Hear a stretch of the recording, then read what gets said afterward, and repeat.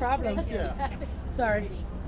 All right, ladies and gentlemen that are here, please stay in line with your group, okay? I have liability waivers coming around. You can read over the front and the back, but all parties.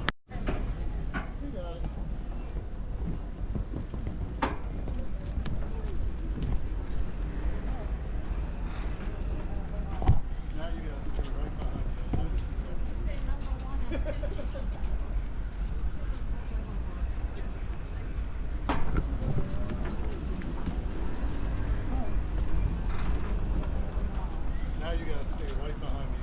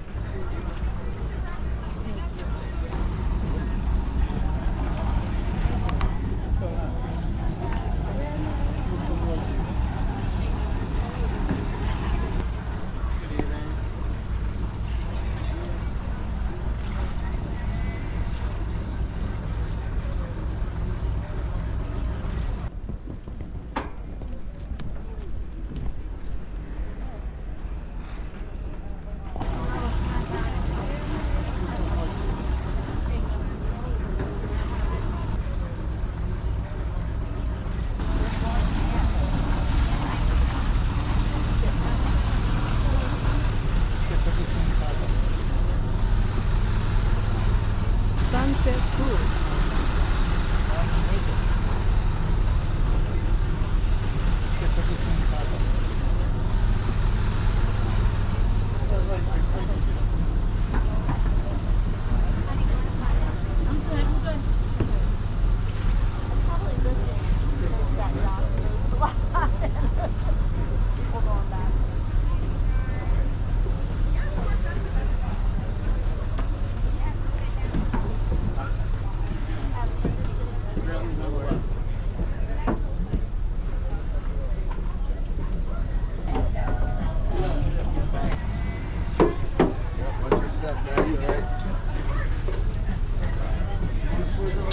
Step over, huh?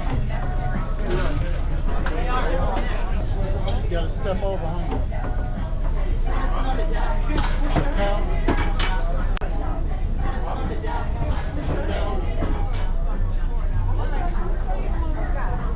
We started up 4, but ended up right.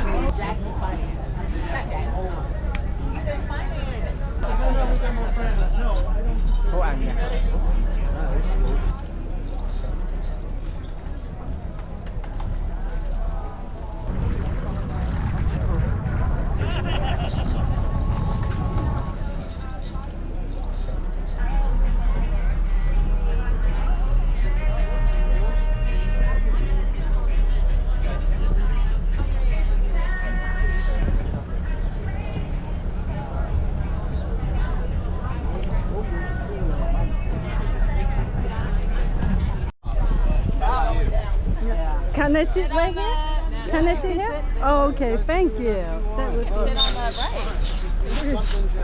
Are you gonna put a show on?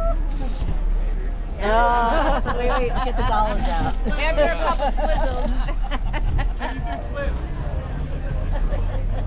Will I land them? Could I attempt it? Sure.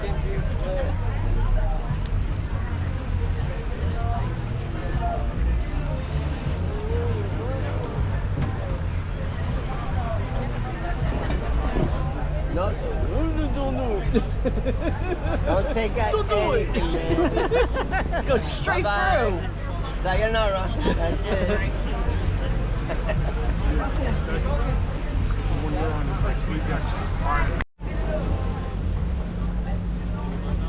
Hey, Bill, there's lights in this car.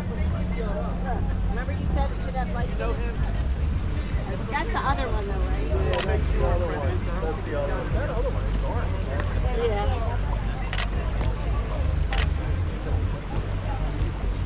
You guys do the slide purchases yet? I didn't see that one. It was closed when I went up there today, but I did do the other one, the drop one.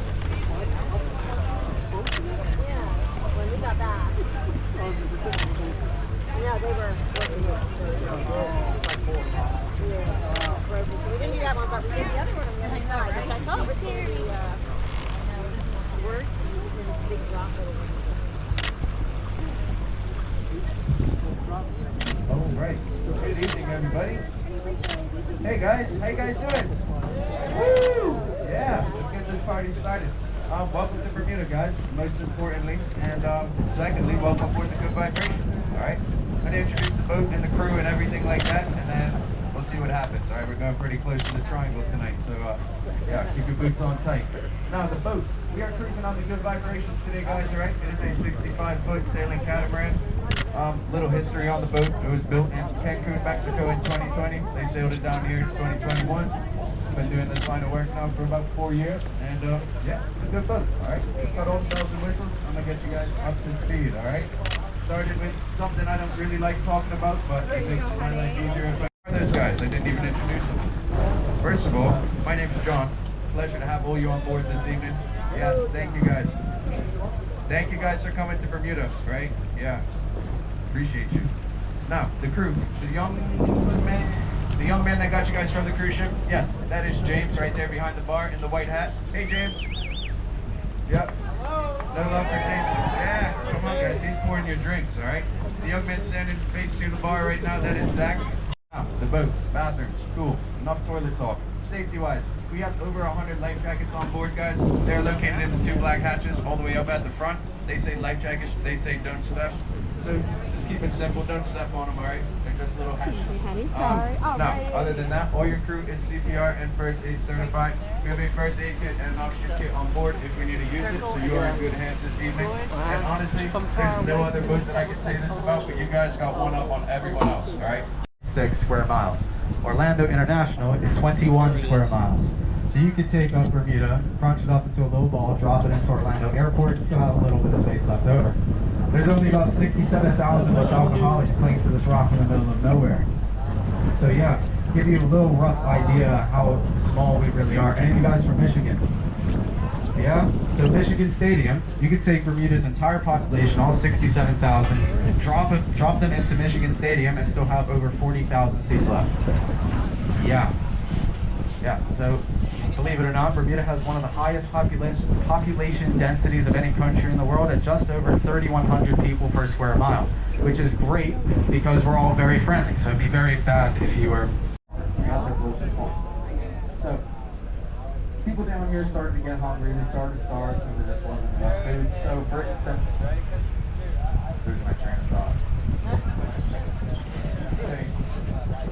Yeah, they said the governor of Bermuda and General Washington had a couple talks and made a deal. Basically, if we stole a bunch of British gunpowder and ammunition, that they would reopen trade with us. Mainly because at this point during the war, they were starting to run out of gunpowder, starting to run out of ammunition, so they needed a little bit of help. So a bunch of Bermudians stormed a gunpowder magazine on the east end of the island, guarded by 2 British soldiers. Took those guys out easy peasy, stole 110 barrels of gunpowder, brought them down to this little beach called Tobacco Bay. You guys been to Tobacco Bay yet? Yeah, that's where it all went down. They took all the gunpowder barrels to those beaches, to the beach down there, and then they loaded them up onto 2 rowboats, and then those 2 rowboats took all those barrels out to 2 ships that were just waiting outside the reef line. Then once those ships were loaded up, they sailed in 2 different directions, both bound for the U.S. Sometime later, you guys got your gunpowder, we got to eat, you won your freedom, and welcome back. Here we are. But we're not done with you yet. War of 1812. Actually, wait, no. Before we get on to that. So at this point in history, the Brits lost their greatest asset in the Western Hemisphere, being the New World colonies. So coincidentally, they also lost a lot of their dry docks, a lot of their ports, and also a lot of control over what was going on down the Caribbean. So flash forward to where your ship is tied up to, Royal Naval Dockyard, 1795. They started construction of Royal Naval Dockyard.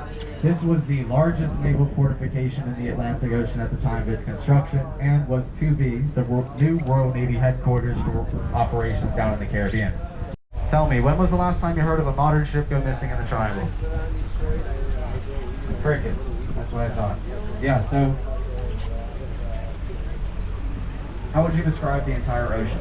A big body of water where anything can happen, right? How else would you describe half a million square miles of open ocean? Big body of water where anything can happen. Also, technology has come a very, very long way since the mid-1950s, or the mid-1900s, that is. So something as simple as GPS, the phone in your pocket that can tell you the weather, your position in the world. Go on Google Maps, you can see the entire world. Back in those days, I'm sure you guys have heard about the hurricane that just went past us, right? Yeah. We didn't feel a thing. So let's say if you wanted to go out to sea, you went out there, it's a perfect night, you go out there, you get struck by a freak storm, you get lost at sea, then everyone thinks you got abducted by aliens. What a way to go out. So basically, to explain it, technology has come a long way. It's way harder to get lost in the Triangle nowadays, and also, the Triangle itself was mentioned in a Pulp magazine once, and that's one time I didn't ran with it. So, there we go. But it brings in tourism. Now you guys can buy the t-shirt that says, I survived it with the Triangle. There we go. Now, I've been talking for a bit. You guys have any questions at all? No? Nothing at all. Yeah.